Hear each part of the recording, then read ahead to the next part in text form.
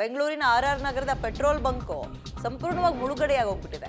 ರಾತ್ರಿ ಮಳೆ ಆವಂತರ ನೋಡಿ, ಒಂದ ಎರಡ ಮನೆಯೊಳಗೆ ನೀರು, ಪೆಟ್ರೋಲ್ ಬಂಕಿಗೆ ಮಳೆ ನೀರು ನುಗ್ಗೋದು, ಸಾಕಷ್ಟು ಕಡೆ ಈ ವಿದ್ಯುತ್ ಕಂಬಗಳು ಮತ್ತೆ ಮರಗಳು ಧರೆಗುರುಳಿರೋದು ಎಲ್ಲವೂ ಕೂಡ ಆಗಿದೆ. ಈಗ ಆರ್ ನಗರದಲ್ಲಿ ಪೆಟ್ರೋಲ್ ಬಂಕ್ಗೆ ಮಳೆ ನೀರು ನುಗ್ಗಿದೆ.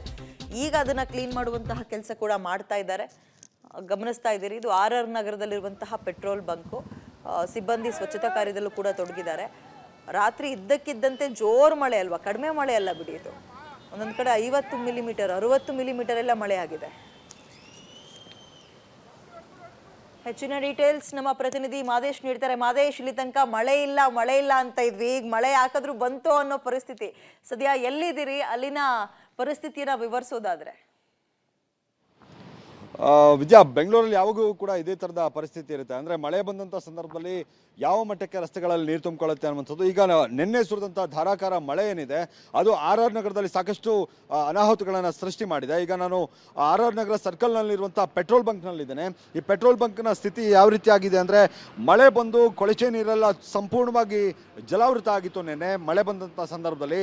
ಈಗಿನ ಪರಿಸ್ಥಿತಿ ಅಂತೂ ನಿಜಕ್ಕೂ ಒಂದು ರೀತಿ ಎಲ್ಲ ಟ್ಯಾಂಕ್ಗಳೇನಿದ್ದಾವೆ, ಅಂದರೆ ಪೆಟ್ರೋಲ್ ಟ್ಯಾಂಕ್ ಅಂದರೆ ಇಲ್ಲಿ ಪೆಟ್ರೋಲನ್ನು ಶೇಖರಣೆ ಮಾಡುವಂಥ ಟ್ಯಾಂಕ್ ಏನಿರುತ್ತೆ, ಇಲ್ಲೂ ಕೂಡ ನೀರು ತುಂಬಿಕೊಂಡಿರುವಂಥದ್ದನ್ನು ಗಮನಿಸ್ಬೋದು. ಸಂಪೂರ್ಣವಾಗಿ ನೀರನ್ನು ಹೊರಗಡೆ ಹಾಕುವಂಥ ಕೆಲಸವನ್ನು ಬಕೆಟ್ಗಳಿಟ್ಕೊಂಡು ಸಿಬ್ಬಂದಿಗಳು ಮಾಡ್ತಾ ಇದ್ರು.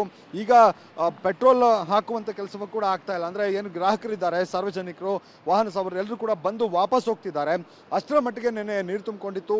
ಈಗಲೂ ಕೂಡ ಬಂಕ್ನ ಸಿಬ್ಬಂದಿಗಳು ಅಂದರೆ ಯಾರೂ ಕೂಡ ಇಲ್ಲಿ ಬಂದು ಪೆಟ್ರೋಲ್ ಹಾಕಿಸ್ಕೊಳ್ಳುವಂಥದ್ದು ಅದ್ಯಾವುದೂ ಕೂಡ ಆಗ್ತಾ ಇಲ್ಲ. ಯಾಕಂದರೆ ಸಂಪೂರ್ಣವಾಗಿ ನೀರು ತುಂಬಿಕೊಂಡಿದೆ. ಅದನ್ನು ಹೊರತೆಗೆದು ನಂತರ ಈ ಮಿಷನ್ಗಳೇನಿದ್ದಾವೆ, ಮಿಷನ್ಗಳು ಕೂಡ ಹಾಳಾಗಿರುವಂಥ ಅದನ್ನು ನೋಡ್ಬೋದು. ಹಾಗೆ ಇಲ್ಲಿ ಗಮನಿಸ್ಬೋದು, ಅಂದರೆ ರಾತ್ರಿ ಸುರಿದಂಥ ಮಳೆ ಸಂಪೂರ್ಣವಾಗಿ ಏನು ಪೆಟ್ರೋಲ್ ಬಂಕ್ ಏನಿದೆ, ಪೆಟ್ರೋಲ್ ಬಂಕ್ನ ಜಲಾವೃತ ಮಾಡಿತ್ತು ಅನ್ನುವಂಥದ್ದಕ್ಕೆ ಇಲ್ಲಿ ಬೆಸ್ಟ್ ಅಂದರೆ ಒಂದು ಉದಾಹರಣೆಯಾಗಿ ಕಾಣಿಸ್ತಾ ಇದ್ದಾವೆ.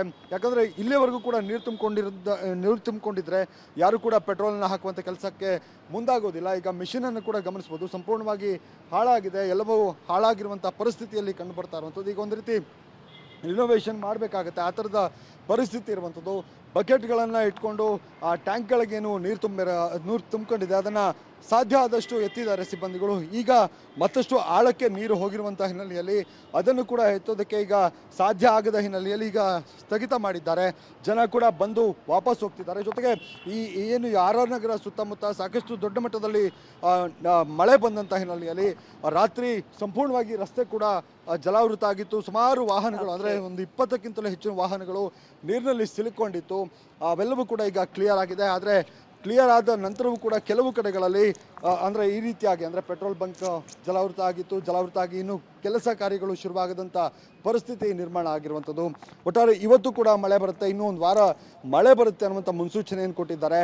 ಇದರಿಂದಾಗಿ ಮತ್ತಷ್ಟು ಭೀತಿಗೆ ಒಳಗಾಗ್ತಿದ್ದಾರೆ. ಯಾಕಂದರೆ ಮತ್ತೇನಾದರೂ ಅನಾಹುತಗಳಾದರೆ ಹೇಗಪ್ಪ ಅನ್ನೋ ಥರದ ಪರಿಸ್ಥಿತಿಯಲ್ಲಿ ಈಗ ಬೆಂಗಳೂರಿನ ಜನ ಇರುವಂಥದ್ದು. ವಿದ್ಯಾ, ಓಕೆ, ಥ್ಯಾಂಕ್ ಯು ತಮ್ಮೆಲ್ಲ ಡೀಟೇಲ್ಸ್ಗೆ. ಈಗ ನೇರವಾಗಿ ಬೆಂಗಳೂರಿನಿಂದ ಆನೇಕಲ್ ಭಾಗಕ್ಕೆ ಹೋಗೋಣ. ಅಲ್ಲೂ ಕೂಡ ಮಳೆ ಅವಂತರ ಒಂದ ಎರಡ ಅಂತ ರಸ್ತೆ ಮಧ್ಯದಲ್ಲಿ ವೆಹಿಕಲ್ಗಳು ಹೇಗೆ ನಿಂತಿದೆ ನೋಡಿ. ಬೆಂಗಳೂರು ಹೊರವಲಯ ಆನೇಕಲ್ನಲ್ಲೂ ಕೂಡ ರಾತ್ರಿ ಜೋರು ಮಳೆಯಾಗಿದೆ. ಪರಿಣಾಮ ಬೃಹತ್ ಗಾತ್ರದ ಮರಗಳು ಬಿದ್ದಿದೆ. ಮರ ಬಿದ್ದ ಪರಿಣಾಮ 2 ಕಾರುಗಳು ಜಖಮಾಗಿದೆ. ಆನೇಕಲ್ ತಾಲೂಕಿನ ಬಿದರಗೆರೆಯಲ್ಲಿ ಮಳೆ ಅವಾಂತರ ಮರ ಬಿದ್ದು 2 ಕಾರು ಸಂಪೂರ್ಣವಾಗಿ ಜಖಮಾಗಿದೆ. ಗಾಳಿ ಮಳೆಗೆ ಬೃಹತ್ ಮರ ನೆಲಕ್ಕುರುಳಿದೆ. ಮಳೆಯ ಒಂದು ಕಡೆ ಮಳೆನೇ ತಡ್ಕೊಳ್ಳೋ ಶಕ್ತಿ ಬೆಂಗಳೂರು ಮತ್ತು ಬೆಂಗಳೂರು ಹೊರವಲಯ ಜಾಗಕ್ಕಿಲ್ಲ. ಜೋರು ಮಳೆಯನ್ನು, ಅದರ ಜೊತೆಗೆ ಗಾಳಿ, ಗುಡುಗು ಸಿಡಿಲೆಲ್ಲ ಬಂದುಬಿಟ್ರೆ ಆಗಲ್ಲ ಬೆಂಗಳೂರಿಗೆ. ಒಂದು ಕಡೆ ಜನನೂ ತಡ್ಕೊಳ್ಳಲ್ಲ, ಮಗದೊಂದು ಕಡೆ ಮರಗಳು ತಡ್ಕೊಳ್ಳಲ್ಲ, ವಿದ್ಯುತ್ ಕಂಬಗಳು ತಡ್ಕೊಳ್ಳಲ್ಲ. ನೋಡಿ, ಅಲ್ಲಿ ಕ್ರೇನ್ ತಂದು ಕಾರ್ನ ಬೇರೆ ಕಡೆ ಶಿಫ್ಟ್ ಮಾಡೋ ಕೆಲಸ ಮಾಡಿದ್ದಾರೆ. ಅದೃಷ್ಟವಶತ್ ಯಾರಿಗೂ ಏನೂ ಆಗಿಲ್ವಲ್ಲ, ಅದೇ ಒಂದು ಪುಣ್ಯ ಅನ್ಕೋಬೇಕು. ಬೃಹತ್ ಗಾತ್ರದ ಮರ ಬುಡತ್ ಸಮೇತ ಬಿದ್ದೋಗಿದೆ ನೋಡಿ. ಅಲ್ಲಿ ಕ್ರೇನ್ ತಂದು ಆಮೇಲೆ ಸ್ಥಳಾಂತರ ಮಾಡಿದ್ದಾರೆ ಅದನ್ನ.